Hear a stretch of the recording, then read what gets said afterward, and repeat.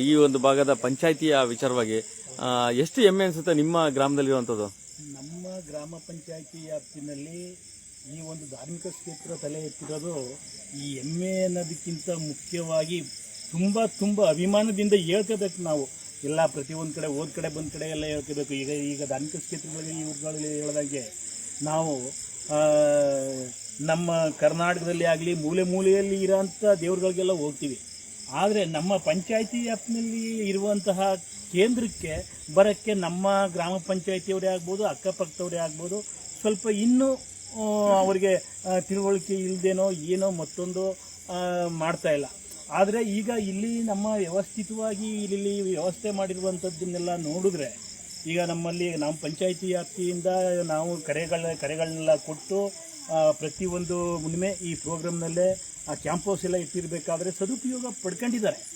ಎಷ್ಟೋ ಜನ free medicals ಎಲ್ಲ ಸದುಪಯೋಗ ಪಡ್ಕೊಂಡಿದ್ದಾರೆ. ಮತ್ತು ಇವಾಗ ಹೇಳಿದ್ರಲ್ಲ, ಈಗ ಈ ಜನ ನಾವುಗಳು ಎಷ್ಟು ಬರ್ತೀವಿ ಅಷ್ಟು ಇಲ್ಲಿ ಮುಂದೆ ಸವಲತ್ತು ಮಾಡೋಕ್ಕೆ ಒಂದು ಪ್ರೇರಣೆ ಆಗುತ್ತೆ ಅವ್ರಿಗೆ.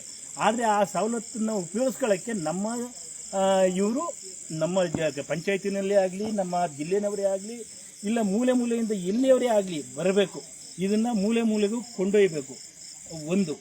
ಆದರೆ ಈಗ ನಮ್ಮ ಗುರುಗಳು ಮಾಡಿಸ್ಕೋತಾರೆ ಅಂತ ಹೇಳೋದ್ರಲ್ಲ, ಆ ಒಂದು ವಿಚಾರದಲ್ಲಿ ಏನಪ್ಪ ಅಂತಂದರೆ, ಇಲ್ಲಿ ಇದು ತಲೆ ಎತ್ತೋವರೆಗೂ ನಮ್ಮ ಈ ರಸ್ತೆನಲ್ಲಿ ಎತ್ತಿನ ಗಾಡಿ ಹೊಡೆಯಕ್ಕೆ ಸುಧಾ ಆಯ್ತಿರ್ಲಿಲ್ಲ.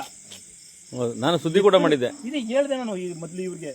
ಎತ್ತಿನ ಗಾಡಿ ಹೊಡೆಯಕ್ಕೂ ಸುಧಾ ಆಯ್ತಿರ್ಲಿಲ್ಲ. ಇಲ್ಲಿ ಎಷ್ಟು ಗಾಡಿಗಳು ದಬಾಕೊಂಡಿದಾವೋ, ಇಲ್ಲ 10 ಮೂಟೆ ಹಾಕತ್ತಕ್ಕೆ 5 ಮೂಟೆ ಹಾಕೊಂಡು ಹೋಗ್ತಾ ಇದ್ರು. ಅದೆಲ್ಲ ನಾವು ಚಿಕ್ಕದ್ರಿಂದ ನೋಡಿರೋದು ಇಲ್ಲಿ. ಆದರೆ ಈ ಒಂದು ಧಾರ್ಮಿಕ ಕ್ಷೇತ್ರ ಇಲ್ಲಿ ಬಂದು ತಲೆ ಎತ್ತಿದ ಮೇಲೆ ನಮ್ಮ ಊರುಗಳಲ್ಲೇ ಇನ್ನೂ 1-2 ರಸ್ತೆ ಸೇರಿಸ್ಬೇಕು ಅಂದ್ಕೊಂಡು ನಾವು ಓಡಾಡ್ತಾ ಇದ್ದೀವಿ. ಅದನ್ನು ಸೇರ್ಸೋಕ್ಕಾಗಿಲ್ಲ. ಆದರೂ ಈ ರಸ್ತೆನ ಇದು ಫಸ್ಟ್ ಮೂಲತಃ ಸೇರಿಸಿದ್ದೇ ಇಲ್ಲಿಗೋ ಆದ್ದೇ ಇಲ್ಲಿಗೆ ಆ ಥರ ಎಲ್ಲಿಗೆ ಸೇರಿದ್ರು ಇಲ್ಲಿ ಮಾಡಿಸ್ಕೊಳ್ಳೋ ಅಂತ ಒಂದು ಕೆಪಾಸಿಟಿ ಅದಂತ ಹೇಳಿದ್ರಲ್ಲ, ಅದೇ ರೀತಿ ಇಲ್ಲಿ ಬಂದಾಗ ನಾವುಗಳೇ ಆಗಲಿ ನೀವುಗಳೇ ಆಗಲಿ ಅದನ್ನು ಸೇರಿಸ್ಬೇಕು ಅಂತ ಕೊಂಡು ಓದಿರೋದು, ಅವರು ಮಾಡಿಸ್ಕೊಂಡಿರೋದು. ಇದೆಲ್ಲ ಗುರುಗಳು ಹೇಳ್ದಂಗೆ ನಮಗೆ ನಿಮ್ಮ ಎಲ್ಲ ಆಧ್ಯಾತ್ಮಿಕ ವಿಚಾರಗಳು ಗೊತ್ತಾದಂಗೆ ಇದು ನಾವುಗಳು ತಿಳ್ಕೋಬೇಕು ಮತ್ತು ಮೂಲೆಗೆ ಕೊಂಡೊಯ್ಯಬೇಕು ಅನ್ನೋದು ನಮ್ಮ ಆಸೆ. ಇದನ್ನು ನಮ್ಮ ಗ್ರಾಮ ಪಂಚಾಯಿತಿಯಿಂದ ಇನ್ನೂ ಒಂದು ಸ್ವಲ್ಪ ಮುಂದಿನ ಬಾರಿ ಯಾರೇ ಬಂದ್ರೂ ಉನ್ನತವಾಗಿ ಮುಂದೆ ಪ್ರಚಾರಕ್ಕೆ ತಗೊಂಡು ಹೋಗ್ಬೇಕು ಅಂತ ನಮ್ಮ ಆಸೆ. ಅದನ್ನು ನಾವು ಸದ್ಬಳಕೆ ಮಾಡ್ಕೋತೀವಿ, ಪ್ರಚಾರಕ್ಕೆ ತಗೊಂಡು ಹೋಗ್ತೀವಿ ಅಂತ ನಮ್ಮ ಸಹ ಉದ್ಯೋಗಿಗಳಿಗೂ ಹೇಳ್ತಾ, ನೀವೆಲ್ಲರಿಗೂ ಬಂದಿರೋರ್ಗು ನಮಸ್ಕರಿಸ್ತಾ ನನ್ನ ಮಾತು. ಇವತ್ತು ನಿಮ್ಮ ತುಂಬಲಾ ಗ್ರಾಮ ಕೇವಲ ಒಂದು ವಿಧಾನಸಭಾ ಕ್ಷೇತ್ರ ಆಗಿರ್ಬೋದು, ಒಂದು ಕಂದಾಯ ಇಲಾಖೆ ಕ್ಷೇತ್ರಕ್ಕೆ ಮಾತ್ರ ಮೀಸಲಾಗಿತ್ತು. ಇವತ್ತು ಗೂಗಲ್ ಸರ್ಚ್ ಮಾಡಿದ್ರೆ, ಆಲ್ ಓವರ್ ವರ್ಲ್ಡ್ ಅಲ್ಲಿ ಗೂಗಲ್ ಸರ್ಚ್ ಮಾಡಿದ್ರೆ ಅದು ಇವತ್ತು 33ನೇ ಕ್ಷೇತ್ರವಾಗಿ ಇವತ್ತು ನಿಮ್ಮ ತುಂಬಲಾ ಗ್ರಾಮ ಸಿಗುತ್ತೆ ಅನ್ನೋದು ಕೂಡ ನಮ್ಮ ಹೆಮ್ಮೆ ಪಡುವಂತ ವಿಚಾರ. ಯಾಕೆಂದ್ರೆ ಇವತ್ತು ಗೂಗಲ್ ಸರ್ಚ್ ಮಾಡಿದ್ರೆ ಎಲ್ಲಿದೆ ಅಂದ್ರೆ ಮತ್ತೊಂದು ಆಶ್ರಮ ಮೈಸೂರಿನಲ್ಲಿ ಅಂತಂದ್ರೆ ಅದು ಇಲ್ಲಿ ಅಂತ ತೋರಿಸುತ್ತಲ್ಲ, ಅದಕ್ಕಿಂತ ವಿಶೇಷ ಇನ್ನೇನು ಬೇಕಾಗಿಲ್ಲ ನಮಗೆ. ಹೌದು, ಅದು ಸೇರಿ ನಾನೊಂದು ಎಕ್ಸಾಂಪಲ್ ಹೇಳುದು. ಲಾಸ್ಟ್ ವಾರ ಒಂದು ಫ್ಯಾಮಿಲಿ ಅವರು ತ್ರಿವೇಣಿ ಸಂಘ ನೋಡಕ್ಕೆ ಬರ್ತು. ಆ ಟೈಮಲ್ಲಿ ಅವರು ತ್ರಿವೇಣಿ ಸಂಘ ಯಾವುದೇ ಡಿಜಿಟಲ್ ಗೂಗಲ್ನ ಸರ್ಚ್ ಮಾಡಿ ನೋಡಿದ್ರೆ ಶಾಂತಿಗಿರಿ ಆಶ್ರಮ. ಅವರು ತಕ್ಷಣ ನಂಬರ್ ನೋಡಿ ನನ್ನ ಫೋನ್ ಮಾಡಿದ್ರು. ಸ್ವಾಮಿ, ನಾನು ಇಲ್ಲಿ ತ್ರಿವೇಣಿ ಸಂಘ ನೋಡಕ್ಕೆ ಬಂದಿದ್ದು. ಆ ಟೈಮಲ್ಲಿ ನಾನು ಇಲ್ಲೇ ಗೂಗಲ್ ಸರ್ಚ್ ಮಾಡಿದ್ರೆ ಆಶ್ರಮ ಸಿಗೋದು, ಅಲ್ಲೇ ಸ್ಟೇ ಮಾಡೋಕ್ಕೆ ವ್ಯವಸ್ಥೆ ಇದೆ.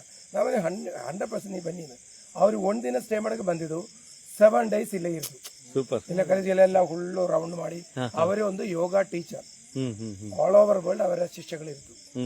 ಅದೇ ತರ ಇದು ಈ ಆಶ್ರಮ ಬಂದು ಫ್ಯೂಚರ್ಲು ತುಂಬಳ ವಿಲೇಜು ಇಲ್ಲ ನರಸೀಪುರ ತಾಲೂಕು ಮೈಸೂರು ಡಿಸ್ಟ್ರಿಕ್ಟ್ ಅಷ್ಟು ಫೇಮಸ್ ಆಗಿ ಹೋಗುದು. ಖಂಡಿತ. ಈಗ ನೋಡಿ, ಗುರುಗಳು ಒಂದು ಎಕ್ಸಾಂಪಲ್ ಕೊಟ್ಬಿಟ್ರು. ಆ ಫ್ಯಾಮಿಲಿನೇ ಗೊತ್ತಿರ್ಲಿಲ್ಲ, 1 ವಾರ ಬರ್ತಾರೆ, ಯೋಗ ಟೀಚರ್ ಆಗಿದ್ದಂತವ್ರು. ನಮ್ಮ ಈ ಭಾಗದಲ್ಲಿ ಯಾವುದೇ ಜನಾಂಗ ಬರಲಿ, ಏನೇ ಬರಲಿ, ಹೇಳದಂಗೆ ಒಂದು ಹೆಣ್ಣು ಗಂಡು ಇಬ್ಬರೇ ಜನಾಂಗ ಅಂತ ಒಂದು ಇರೋದ್ರಿಂದ ಧಾರ್ಮಿಕವಾಗಿ ಆಧ್ಯಾತ್ಮಿಕವಾಗಿ ಇದನ್ನ ಎಲ್ಲ ನಮ್ಮ ಸದ್ಯ ಈಗ ಮುಖ್ಯವಾಗಿ ನಮ್ಮ ಮೈಸೂರು ಜಿಲ್ಲೆನಲ್ಲಿ ನಮ್ಮ ಅಕ್ಕಪಕ್ಕದ ಗ್ರಾಮ ಪಂಚಾಯತಿಯವರು ಇದನ್ನ ಮುಂದಾಳತ್ವ ವಹಿಸ್ಕೊಂಡು ಇದನ್ನ ಓಡಾಡಿಸ್ಬೇಕು ಅಂತ ನನ್ನ ಮನವಿ. Thank you.